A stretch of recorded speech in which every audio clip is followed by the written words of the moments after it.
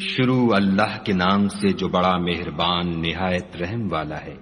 اے پیغمبر صلی اللہ علیہ وآلہ وسلم، مسلمانوں سے کہہ دو کہ جب تم عورتوں کو طلاق دینے لگو تو ان کی عدت کے شروع میں طلاق دو اور عدت کا شمار رکھو، اور خدا سے جو تمہارا پروردگار ہے ڈرو، نہ تو تم ہی ان کو ایام عدت میں ان کے گھروں سے نکالو اور نہ وہ خود ہی نکلیں، ہاں اگر وہ صریح بے حیائی کریں تو نکال دینا چاہیے، اور یہ خدا کی حدیں ہیں، جو خدا کی حدوں سے تجاوز کرے گا وہ اپنے آپ پر ظلم کرے گا۔ اے طلاق دینے والے، تجھے کیا معلوم شاید خدا اس کے بعد کوئی رجعت کی سبیل پیدا کر دے۔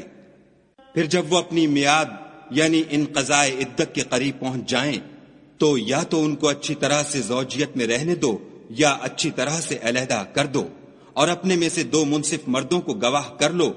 اور گواہو خدا کے لیے درست گواہی دینا۔ ان باتوں سے اس شخص کو نصیحت کی جاتی ہے جو خدا پر اور روز آخرت پر ایمان رکھتا ہے، اور جو کوئی خدا سے ڈرے گا وہ اس کے لیے رنج و محن سے مخلصی کی صورت پیدا کر دے گا،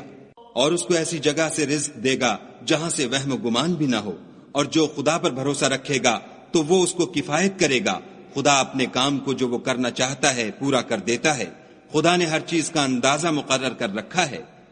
اور تمہاری مطلقہ عورتیں جو حیض سے نا امید ہو چکی ہوں، اگر تم کو ان کی عدت کے بارے میں شبہ ہو تو ان کی عدت 3 مہینے ہے، اور جن کو ابھی حیض نہیں آنے لگا ان کی عدت بھی یہی ہے، اور حمل والی عورتوں کی عدت وضع حمل یعنی بچہ جننے تک ہے، اور جو خدا سے ڈرے گا خدا اس کے کام میں سہولت پیدا کر دے گا۔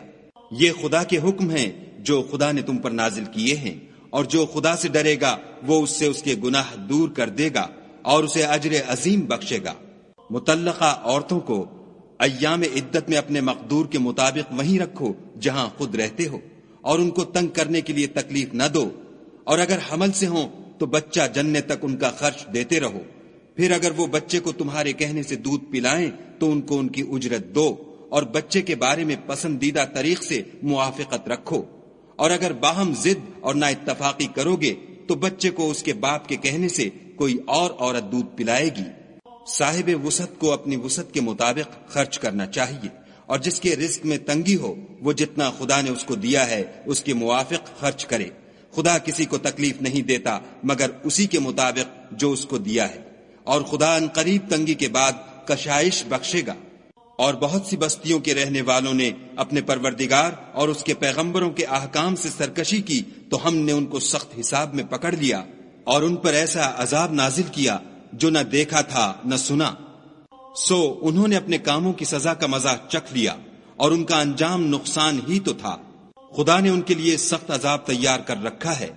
تو اے ارباب دانش جو ایمان لائے ہو، خدا سے ڈرو۔ خدا نے تمہارے پاس نصیحت کی کتاب بھیجی ہے، اور اپنے پیغمبر بھی بھیجے ہیں جو تمہارے سامنے خدا کی واضح المطالب آیتیں پڑھتے ہیں، تاکہ جو لوگ ایمان لائے اور عمل نیک کرتے رہے ہیں ان کو اندھیرے سے نکال کر روشنی میں لے آئیں، اور جو شخص ایمان لائے گا اور عمل نیک کرے گا ان کو باغہائے بہشت میں داخل کرے گا، جن کے نیچے نہریں بہ رہی ہیں، ابد الآباد ان میں رہیں گے۔ خدا نے ان کو خوب رزق دیا ہے۔ خدا ہی تو ہے جس نے 7 آسمان پیدا کیے، اور ویسی ہی زمینیں، ان میں خدا کے حکم اترتے رہتے ہیں تاکہ تم لوگ جان لو کہ خدا ہر چیز پر قادر ہے،